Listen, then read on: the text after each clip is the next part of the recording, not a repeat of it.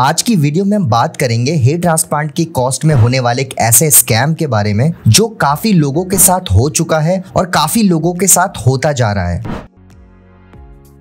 Hey guys, welcome back to this channel. कैसे हैं आप सभी? उम्मीद करता हूँ बहुत ही ज्यादा बेटर होंगे। आज की वीडियो में हम बात करने वाले हैं हेयर ट्रांसप्लांट के अलावा होने वाले दो ऐसे एक्स्ट्रा खर्चों के बारे में। एक ऐसा खर्चा जो जायज है और दूसरा जो नाजायज है और फिर भी काफी क्लिनिक जबरदस्ती पेशेंट से ले लेते हैं। इसीलिए ये वीडियो आप लोगों के लिए काफी ज्यादा इंपॉर्टेंट होने वाली है, स्पेशली अगर आप हेयर ट्रांसप्लांट करवाने का प्लान कर रहे हो या आप ट्रांसप्लांटेशन करवाने वाले हो। आपको ये वीडियो देखना बहुत ज्यादा जरूरी है कि कहीं आपके साथ भी स्कैम ना हो जाए। सो वीडियो को स्टार्टिंग से लेकर एंड तक आप जरूर देखिएगा। दोस्तों वीडियो की तरफ बढ़ते हैं, लेकिन सबसे पहले अगर आप अपना हेयर ट्रांसप्लांट करवाना चाहते हो और आप कंफ्यूज हो आपको कितने ग्राफ लगेंगे, आपका ट्रांसप्लांट में खर्चा कितना आएगा, आपको ट्रांसप्लांट करवाना चाहिए भी कि नहीं, और आप भी हेयर ट्रांसप्लांट से रिलेटेड इन्फॉर्मेशन सर्च कर रहे हो, तो आप हमारी वेबसाइट www.besthairhelp.com पर विजिट कर सकते हो। वहां पे आपको ट्रांसप्लांट से रिलेटेड सारी की सारी इन्फॉर्मेशन मिल जाएगी और आप भी अपना ट्रांसप्लांटेशन 100% सक्सेसफुली करवा पाओगे, जैसा कि काफी लोग करवा चुके हैं। नीचे मैंने डिस्क्रिप्शन में लिंक दिया हुआ है वेबसाइट का, आप वहां पे जाके हमसे कांटेक्ट कर सकते हो। देखिए, हेयर ट्रांसप्लांटेशन करवाने से पहले काफी लोगों को डाउट रहता है कि हमारा हेयर ट्रांसप्लांटेशन में खर्चा कितना आएगा, और to be very honest, transplant से पहले हर पेशेंट को पता होना चाहिए कि उसका हेयर ट्रांसप्लांटेशन में कितना खर्चा आने वाला है, ताकि वो अपने बजट को पहले से ही मेंटेन करके चले। कहीं ऐसा ना हो कि पहले उसको लगे उसका ट्रांसप्लांटेशन सिर्फ 50,000 में हो जाएगा और जब ट्रांसप्लांटेशन हो जाए तो उसके 70 से 80,000 रुपए खर्च हो जाए। इससे एक तो उसका बजट पूरा का पूरा खराब हो जाता है, दूसरा चांसेस ये भी होता है कि उसके पास वो बजट होता ही नहीं। तो इसीलिए ट्रांसप्लांटेशन से पहले बजट का पता होना काफी जरूरी है, राइट, अगर आप ट्रांसप्लांटेशन करवाने वाले हो। क्योंकि अगर आपको अपने ही ट्रांसप्लांटेशन के बजट का नहीं पता होगा कि आपका कितना खर्चा आने वाला है, तो ट्रस्ट मी, आप इधर उधर से पैसे जुगाड़ कर भी लोगे, लेकिन आपका बजट पूरा का पूरा खराब हो जाएगा और आपको लगेगा लिटरली कि आपके साथ स्कैम हो चुका है।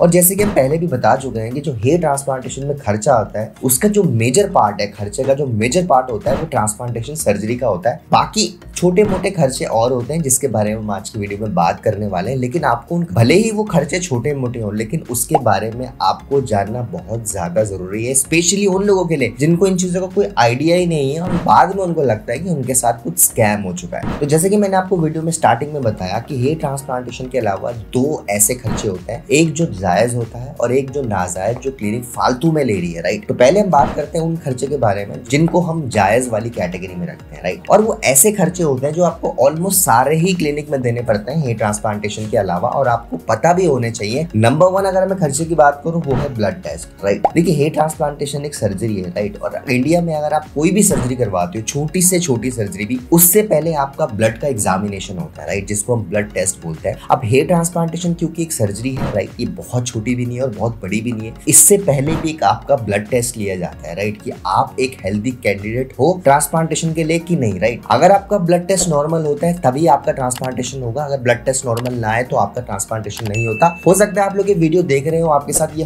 हो चुका हो, राइट, कि आपने ट्रांसप्लांटेशन करवाने का पूरा प्लान कर लिया हो, आपने डेट ले ली हो, लेकिन जब आपका रिजल्ट आया हो ब्लड टेस्ट का तो आपको डॉक्टर ने बोला नहीं, हम आपका ट्रांसप्लांट नहीं कर सकते, आपको कुछ टाइम वेट करना पड़ेगा। वो इसीलिए बोला जाता है क्योंकि जो ब्लड टेस्ट की रिपोर्ट्स आती है उसमें आप एक हेल्दी कैंडिडेट नहीं होते ट्रांसप्लांटेशन के लिए, कुछ टाइम के लिए at least. So blood test actually होता क्या है कि मोस्टली क्लिनिक्स में आपको इसका अलग से एक्सपेंस बेयर करना पड़ता है। अभी जो खर्चा ये बहुत ज्यादा नहीं है, लेकिन अगर आप उस नजर से सोचो कि मेरा 50,000 रुपए का ट्रांसप्लांट का पैकेज था और आप 50,000 रुपए ही मैनेज करके जाओ, तो आपको छोटे मोटे खर्चे भी बहुत ज्यादा बड़े लगते हैं। अगर मैं बात करूं ब्लड टेस्ट की, तो ये इजीली आपके 1800 रुपीज से लेके 2500 रुपीज तक हो जाते हैं ब्लड टेस्ट। आप कहीं भी करवाओ, अपने आसपास किसी भी लैब से करवा सकते हो। आप देखो, जहां से भी आप ट्रांसप्लांटेशन करवा रहे हो, सपोज आप ट्रैवल करके दूसरी सिटी में ट्रांसप्लांटेशन करवाने जा रहे हो, तो आप कोशिश करो कि आप अपने ही सिटी में ब्लड टेस्ट करवा लो, ताकि अगर आपके ब्लड टेस्ट नॉर्मल ना आए तो आपको क्लिनिक से पहले ही पता लग जाए कि आपके ब्लड टेस्ट नॉर्मल नहीं है, आप अभी ट्रांसप्लांटेशन मत करो। कई बार क्या होता है, लोग ट्रैवल करके दूसरी जगह ट्रांसप्लांटेशन करवाने चले जाते हैं और वो ब्लड टेस्ट वहीं पे करवाते हैं, और अनफॉर्चुनेटली कुछ पेशेंट्स के ब्लड टेस्ट नॉर्मल नहीं आते हैं, तो अनफॉर्चुनेटली उनको ट्रांसप्लांटेशन बिना करवाए ही वापस आना पड़ता है। तो इसमें एक तो उनका टाइम वेस्ट होता है और ऊपर से जो एक्सपेंस, जो ट्रैवलिंग में उनका एक्सपेंस गया है, वो भी वेस्ट हो जाता है। सो इसीलिए डॉक्टर्स हमेशा रेकमेंड करते हैं कि आप अगर दूसरी जगह ट्रांसप्लांटेशन करवाने जा रहे हो, दूसरी सिटी या दूसरे स्टेट में, आप ब्लड टेस्ट अपने ही होम टाउन में करवा लो। अगर वो नॉर्मल आते हैं तभी आप ट्रांसप्लांटेशन करवाने के लिए जाओ। और अगर मैं बात करूं ब्लड टेस्ट की, तो इसका खर्चा 1800 रुपए से लेके 2500 रुपए तक आता है, राइट। आप अपने आसपास किसी भी लैब से करवाओ, आपको इतना ही कॉस्टिंग आएगा। ये तो बात हुई पहले खर्चे के बारे में। अब बात करते हैं दूसरे खर्चे के बारे में, जो कि जायज है, जिसको हम मेडिसिन का एक्सपेंस बोलते हैं। आगे बढ़ने से पहले मैं आपको दोबारा से बता देता हूँ, अगर आप ट्रांसप्लांटेशन करवाने का प्लान कर रहे हो, आप कंफ्यूज हो, आपको कितने ग्राफ लगेंगे, आपको यही नहीं पता कि आपके हेयर ट्रांसप्लांटेशन का खर्चा कितना आने वाला है, राइट, मतलब आपको कोई आइडिया ही नहीं है, राइट। तो आप हमसे कॉन्टैक्ट कर सकते हो, हमारी वेबसाइट में जा सकते हो, आपसे व्हाट्सएप में कॉन्टैक्ट कर सकते हो। हमने हजारों लाखों लोगों को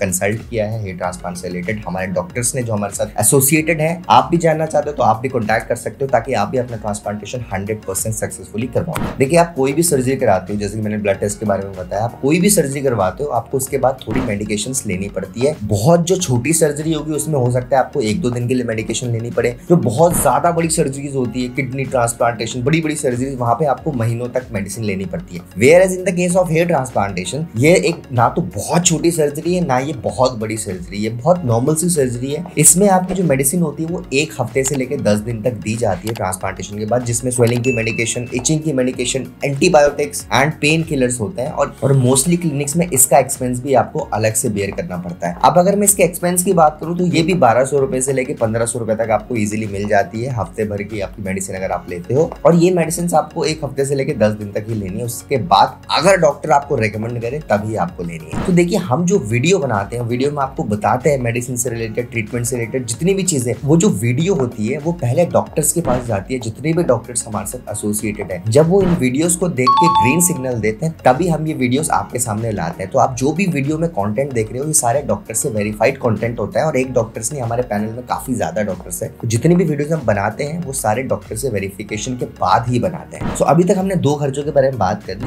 अब बात करते हैं तीसरे एक्सपेंस के बारे में। तीसरे एक्सपेंस के बारे में बात करने से पहले आप लोग कमेंट में बताओ कि अगर आपने ट्रांसप्लांटेशन के लिए अभी किसी क्लिनिक में विजिट किया और आपको जितनी भी नॉलेज है इसके रिगार्डिंग, तो आप बताओ क्लिनिक्स में क्या मेडिकेशन का कॉस्ट अलग से लिया जा रहा है, या आपको पहले बताया गया कि मेडिसिन का खर्चा अलग होगा, आपको ब्लड टेस्ट का अलग से खर्चा देना पड़ेगा। कमेंट्स में आप ये भी बताओ कि अगर आपको ऐसा क्लिनिक के बारे में पता है जहाँ पे आपको ब्लड टेस्ट का पैसा अलग से नहीं देना, आपको मेडिसिन का पैसा अलग से नहीं देना, उसके बारे में आप बताओ, ताकि लोगों को ज्यादा से ज्यादा पता लगे। क्योंकि जितना हमारी नॉलेज में है, 95% क्लिनिक्स में इसका अलग से ही खर्चा देना पड़ता है। अब मैं बात करूँ तीसरे एक्सपेंस के बारे में, जो भी जायज है, जिसको हम बोलते हैं PRP ट्रीटमेंट एक्सपेंस और GFC ट्रीटमेंट एक्सपेंस। अब देखिए, बेसिकली होता है क्या, जब आपका ट्रांसप्लांटेशन सक्सेसफुली हो जाता है तो काफी क्लिनिक्स में ऐसा होता है कि आपको PRP सेशंस दिए जाते हैं। अब मैं हमेशा से बोलता आ रहा हूँ, PRP सेशंस देने जरूरी नहीं होते हैं, राइट। उसका आपका हेयर ट्रांसप्लांट के फाइनल रिजल्ट से कोई भी लेना देना नहीं है, लेकिन फिर भी PRP ट्रीटमेंट इसलिए दिया जाता है ताकि आपका जो रिजल्ट हो वो बूस्ट हो जाए और जल्दी जल्दी आपका रिजल्ट आए। अब बेसिकली होता क्या है, वैसे तो PRP ट्रीटमेंट का जो एक्सपेंस है वो 95% क्लिनिक्स में अलग ही लिया जाता है, राइट। अगर आप 3 सेशंस लेते हो तो आपको एक अलग पैकेज दिया जाएगा, आप 5 सेशन लेते हो ट्रांसप्लांट के बाद तो आपको अलग पैकेज दिया जाएगा। इन शॉर्ट, PRP ट्रीटमेंट का एक्सपेंस जो होता है वो भी एक अलग एक्सपेंस होता है हेयर ट्रांसप्लांट को छोड़ के, और वो लेना भी जायज है क्योंकि 95% क्लिनिक्स ले रहे हैं। लेकिन इसमें आप एक चीज का फायदा उठा सकते हो। देखिए, generally most of the clinics, maximum clinics कभी कभी ऑफर्स चलाते हैं। अब उन ऑफर्स में क्या होता है कि अगर आप ट्रांसप्लांटेशन करवाते हो तो आपको 3 से 4 PRP सेशंस फ्री में मिल जाते हैं। और ये एक क्लिनिक में नहीं है, ऑलमोस्ट सारे क्लिनिक्स में होता है, और ये टाइम टू टाइम ऑफर्स चलते रहते हैं। तो अगर आप उन ऑफर्स में अपना हेयर ट्रांसप्लांटेशन करवा लो तो आपको PRP सेशन इंक्लूडेड मिल जाएंगे। काफी क्लिनिक्स में आप देख रहे होंगे आजकल समर्स में ऑफर चलते हैं, विंटर्स में ऑफर चलते हैं कि आप ट्रांसप्लांटेशन करवा लो, आपको PRP सेशंस फ्री दे देंगे। तो अगर आप उस टाइम पे ट्रांसप्लांट करवाते हो तो आपको डेफिनेटली इस चीज का बेनिफिट मिलता है कि आपको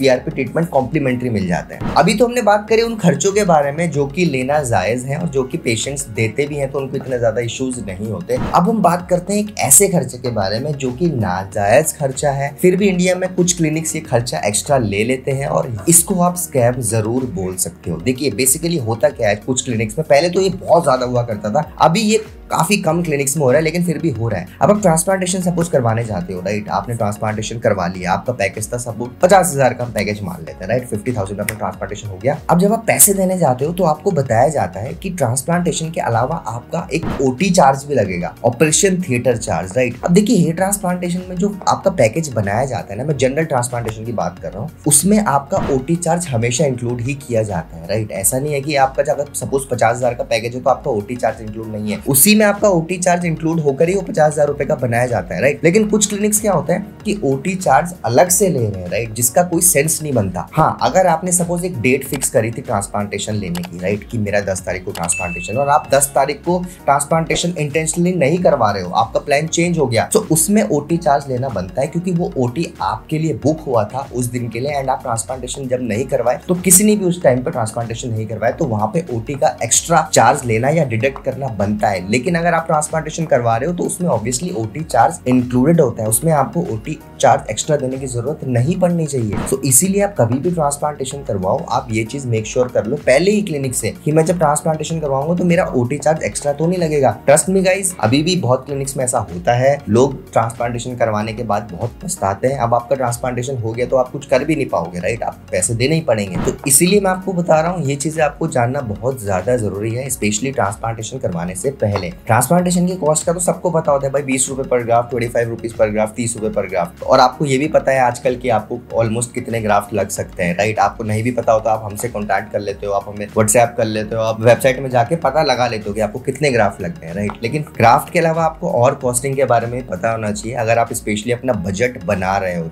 और इसीलिए मुझे लगा मुझे ये वीडियो बनाना काफी ज्यादा इंपॉर्टेंट है, स्पेशली उनके लिए जो ट्रांसप्लांटेशन करवाने का प्लान कर रहे हैं। गाइज, ये थी आज की वीडियो। उम्मीद करता हूँ आपको आज की वीडियो पसंद आई होगी। अगर आपको वीडियो पसंद आए तो हमारी वीडियो को लाइक करिए, अपने फ्रेंड्स के साथ ज्यादा से ज्यादा शेयर करिए, एंड अगर आप फर्स्ट टाइम चैनल में आ रहे तो चैनल को सब्सक्राइब कर दीजिए। आने वाले टाइम में मैं बहुत सारी ऐसी वीडियोस लाऊंगा जिनकी नोटिफिकेशन डायरेक्टली आपके फोन में पहुंच जाएगी। Thank you so much for watching guys.